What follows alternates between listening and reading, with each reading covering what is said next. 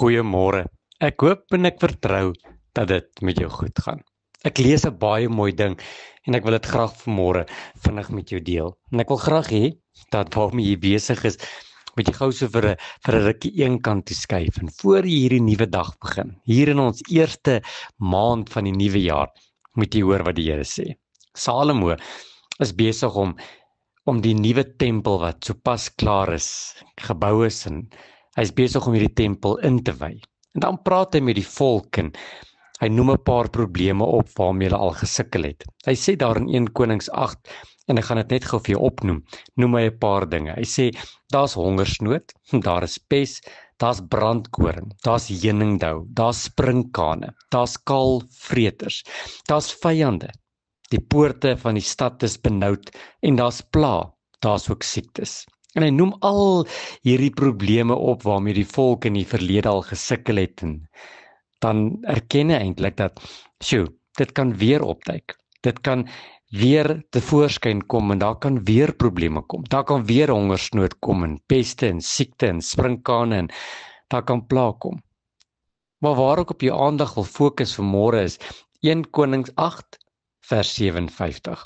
Ou Salomo is besig om te bid en dan sê hy, mag die Here ons God met ons wees, soos hy met ons voorvaders gewees het. Mag hy ons nie verlaat nie en ons nie verwerp nie. En toe ek dit vanmôre lees, toe besef ek net, dit maak nie saak wat in die jaar wat verby is gebeur het nie. Dit gaan dalk weer kom. Daar gaan dalk weer probleme wees. Daar gaan dalk weer 'n bietjie nood wees en siektes wees en daar gaan weer benoudheid wees en bekommernis en vrese en angs, want ons lewe in 'n de-mekaar wêreld. Dis nie te sê, omdat ons bloed gewas is, dat dit elke dag net vir ons lekker in hierdie wêreld gaan wees nie. Verseker gaan daar moeilikheid wees.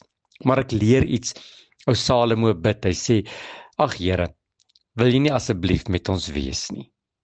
Moet ons asseblief nie verlaat nie, en moet ons asseblief nie verwerp nie. Dis asof Salomo besef, dat wanneer hy hierdie diep gebed tot God bid, dan maak dit nie saak as die hongersnood kom en die pes en die sprinkane kom nie, want dan is die Here met ons. Die Here is by ons. Die Here is vir ons. En dis my gebed vanmôre, wat ek vir jou wil bid. En ek wil hê jy moet net voor jy die huis verlaat, moet jy net gou jou oë sluit en dan bid jy agter my aan. Here, moet asseblief ons nie verlaat nie. Moet ons nie verwerp nie. Maar wees elke dag, en elke uur, en elke oomblik van hierdie dag, en hierdie maand, en hierdie jaar, saam met ons, en met ons.